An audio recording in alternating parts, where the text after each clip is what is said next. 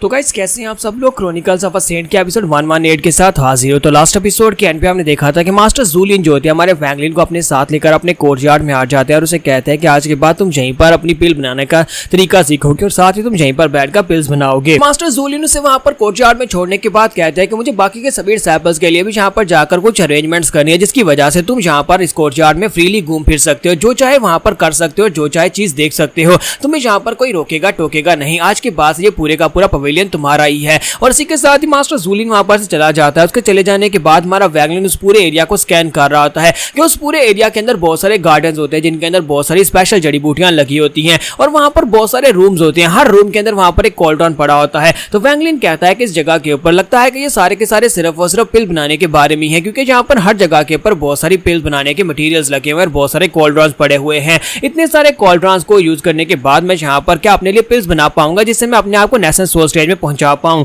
वैंगलिन कहता है कि यहाँ पर एक रूम ऐसा है जिसके ऊपर रिस्ट्रिक्शंस लगाकर उसको बंद किया गया है ताकि कोई अंदर जानकर ना देख सके, जबकि बाकी के सारे रूम्स जो है वो यहाँ पर ऐसे ही बिल्कुल ओपन है और उन सभी के अंदर एक एक कॉल्ड्रॉन पड़ा हुआ है। लगता है कि उन सभी रूम्स के अंदर जाने की मुझे इजाजत है, सिर्फ उस एक रूम के अंदर जाने की इजाजत नहीं है। लेकिन यहाँ पर जो कॉल्ड्रॉन पड़े हुए हैं वो सारे के सारे कोई आम कॉल्ड्रॉन्स नहीं है, बल्कि इतने महंगे कॉल्ड्रॉन है कि इनमें से एक कॉल्ड्रॉन भी इतना महंगा कॉल्ड्रॉन है जितने कॉल्ड्रॉन वहां पर मैंने सियाल ज़ूमो के अंदर उस सिटी के अंदर से ड्रैगन की खाल बेचकर खरीदा था और जाकर मिस लीग मूव को दे दिया था। वो वाला कॉल्ड्रॉन जो कि रैंक 5 का कॉल्ड्रॉन था और यहाँ पर सारे के सारे कॉल्ड्रॉन ही रैंक 5 के कॉल्ड्रॉन है। इसका मतलब है कि ये सभी बहुत ज्यादा कीमती हैं। क्या ये वाकई में यहाँ पर मुझे यूज करने का मौका मिलेगा? क्या मास्टर जूलियन वाकई में एक बहुत ही अच्छा इंसान है? तुम्हारा वैंगलिन जो होता है उसका अपने मास्टर्स के साथ एक्सपीरियंस बिल्कुल भी अच्छा नहीं था, इसी वजह से वो यहाँ पर इस बारे में सोच रहा होता है। और उसके बाद उसका मास्टर वापस आ जाता है। वापस आने के बाद एक कॉल्ड्रॉन के आमने सामने वो दोनों बैठे होते हैं। तो उसका मास्टर उसे कहता है कि हमारा स्काई क्लाउड सेक्टर जो है इसे दो हिस्सों में तकसीम किया गया है, एक इनर सेक्टर और एक आउटर सेक्टर। फिलहाल के लिए मैं जहां पर तुम्हें अपना इनर सैपल बनाकर लेकर आया हूं,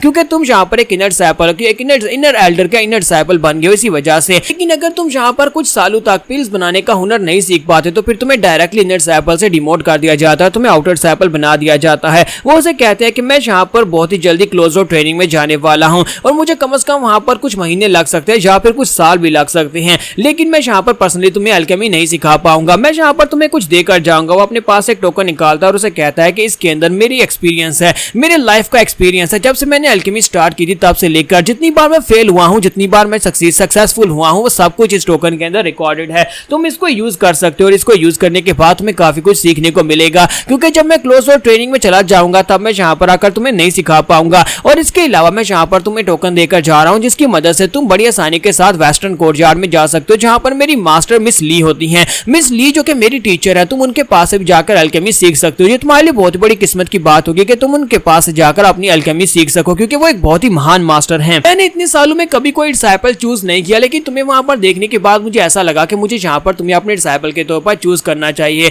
इसी वजह से मैंने तुम्हें अपना डिसाइपल बना लिया। उम्मीद करता हूँ कि जब मैं वापस आऊंगा तुम यहाँ पर पहले से अल्केमी परफॉर्म करना सीख चुके होगे और काफी सारी पिल्स बनाना भी जानते होगे, ताकि तुम यहाँ पर मेरा नाम फखर से ऊंचा कर सको। वैंगलिन उसके दिए हुए जेड को चेक करता है तो उसके अंदर उसकी वाकई में पूरी की पूरी लाइफ की जितनी भी उसकी फेलियर्स, जितने भी एक्सपेरिमेंट्स होते हैं वो सारे रिकॉर्डेड होते हैं। तुम्हारा वैंगलिन कहता है कि मास्टर ये तो एक बहुत ही बेमोल ट्रेजर है जो आप मुझे दे रहे हैं। तो मास्टर से कहता है कि ये मेरे डिसाइपल के लिए है, क्योंकि मैं चाहता हूं कि तुम जहां पर ये सब कुछ सीखो और यही सब कुछ देकर तुम ज्यादा बेहतर तरीके से सीख सकते हो। साथ ही मास्टर से कहता है कि जहां पर जितने भी स्पिरिचुअल हर्ब्स और जड़ी बूटियां वो सारी की सारी तुम्हारे लिए ओपन है, तुम जिसको भी चाहे यूज कर सकते हो, लेकिन एक रूल है कि तुम उनको जड़ से नहीं उखाड़ोगे ताकि वो दोबारा यहाँ पर ग्रो कर सके। और उसके अलावा एक दूसरा रूल ये भी है कि जब मैं यहाँ पर अपनी क्लोज डोर ट्रेनिंग के लिए अपने रूम के अंदर चला जाऊंगा वहां पर एक बहुत ही पावरफुल रिस्ट्रिक्शन लगी हुई है, तुम्हें उस रिस्ट्रिक्शन को नहीं तोड़ना, ना ही आकर उसके साथ कोई छेड़खानी करनी है, ताकि मैं वहां पर बड़े आराम से बैठकर कल्टीवेट कर सकूं। और तीसरी बात यहाँ पर यह है कि तुम्हें यहाँ पर जल्दी से जल्दी अल्केमी बनाने के तरीकों के बारे में सोचना होगा।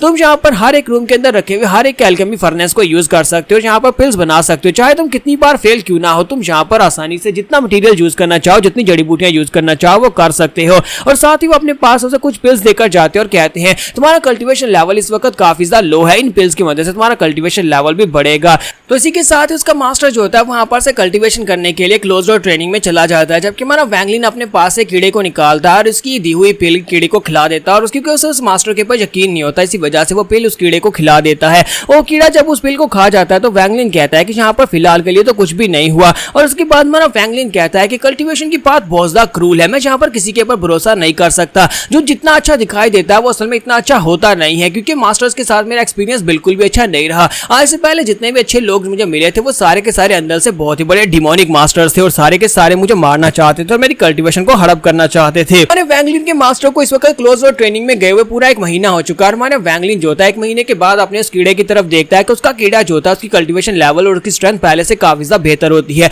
बाकी सभी कीड़ों के मुकाबले में वो काफी ज्यादा बेहतर और स्ट्रॉन्ग हो चुका होता है। तो वैंगलिन कहता है कि मुझे लगता है कि इस बार वाकई मुझे यहाँ पर एक अच्छा इंसान मिल गया है जो कि मेरे साथ काफी अच्छा है, और उसने वाकई मुझे यहाँ पर पिल्स दी थी जिससे मैं अपनी एनर्जी को बढ़ा सकता हूँ। तो वैंगलिन जो वहां पर अब रेडी हो चुका है, तो वैंगलिन कहता है कि अब मुझे भी यहाँ पर एल्केमी परफॉर्म करनी चाहिए, क्योंकि मास्टर यहाँ पर अच्छी नीयत के साथ मुझे सिखाना चाहता है, तो मुझे भी यहाँ पर उसके साथ सिंसियर होना चाहिए, और मैं यहाँ पर पिल्स बनाऊंगा जब तक वो वापस आएगा, तब तक मैं यहाँ पर एल्केमी सीख चुका हूँगा। और इसी के साथ ही वैंगलिन गार्डन में जाता है, वहां पर से जाकर जड़ी बूटियां उखाड़ कर ले आता है। जड़ी बूटियां लाने के बाद वो कहता है कि यहाँ पर जड़ी बूटियों की कोई कमी नहीं है, मैं यहाँ पर सारी की सारी जड़ी बूटियों को यूज कर सकता हूँ और पिल्स बनाने की प्रैक्टिस कर सकता हूँ। वैंगलिन वापस आने के बाद पिल्स बनाने का प्रोसीजर स्टार्ट करता है। तो पिल बनाने के लिए आपको पता है कि यहाँ पर अपनी इंटरनल फायर को कंट्रोल करना पड़ता है, वहां पर जो फायर होती है जो कि एनर्जी की मदद से एक्टिवेट की जाती है, उसको कंट्रोल करना पड़ता है, तभी आप लोग यहाँ पर एक परफेक्ट पिल बना सकते हैं, और जितना आपका उसके ऊपर कंट्रोल होगा उतनी परफेक्ट पिल बनेगी और उसकी क्वालिटी ज्यादा बेहतर होगी। लेकिन इसी के साथ ही वहां पर एक धमाका होता है और उसका कॉल्ड्रॉन फट जाता है। तो वैंगलिन कहता है कि ये तो बहुत ही बुरा हुआ, मेरा कॉल्ड्रॉन यहाँ पर फट गया।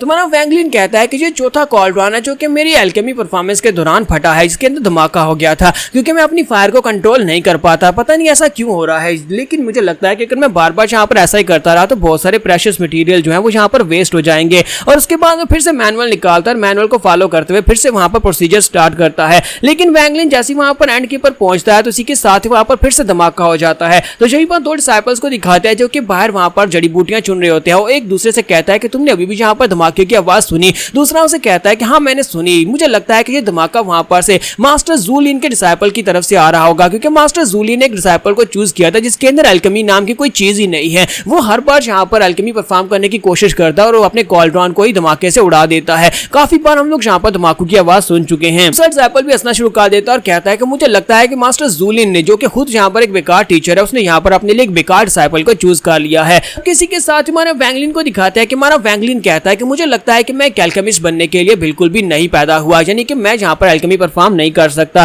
क्योंकि मैं चाहे कितना भी कोशिश कर लूं एंड के ऊपर आने के बाद मैं अपनी फायर को कंट्रोल नहीं कर पाता, जिसकी बाद यहाँ पर मेरा कॉल्ड्रॉन जो है फट जाता है। वैंगलिन कहता है कि चाहे यहाँ पर हर रूम के अंदर एक कॉल्ड्रॉन पड़ा हुआ है, लेकिन मैं पहले यहाँ पर तकरीबन 10 से ज्यादा कॉल्ड्रॉन जो है वो धमाके से उड़ा चुका हूँ। अगर मैं यहाँ पर सारे कॉल्ड्रॉन्स को यूज करूंगा तो मुझे लगता है कि स्काई क्लाउड सेक्टर के लोग मुझे बेकार समझना शुरू कर देंगे और वो लोग यहाँ पर से मुझे उठाकर बाहर फेंक देंगे, और मैं ऐसा बिल्कुल भी नहीं चाहता कि मैं यहाँ पर इस सेक्टर के अंदर सिलेक्ट होने के बाद यहाँ से बाहर चला जाऊं, क्योंकि यही मेरे पास एक मौका है, 30 साल के अंदर अंदर मुझे यहाँ पर नेशनल सोल स्टेज में पहुंचना ही होगा। तो यहाँ पर से आगे की एपिसोड काफी ज्यादा इंटरेस्टिंग होने वाली है, क्योंकि उसमें एक ऐसा चेहरा वापस आने वाला है जिसको आप सभी लोग भी मिस कर रहे होंगे। तो यहाँ पर एपिसोड 118 का एंड हो जाता है। तो एपिसोड की एक्सप्लेनेशन अच्छी लगी हो तो कमेंट करके जरूर बताइएगा, वीडियो को लाइक करना मत भूलिएगा। Thank you.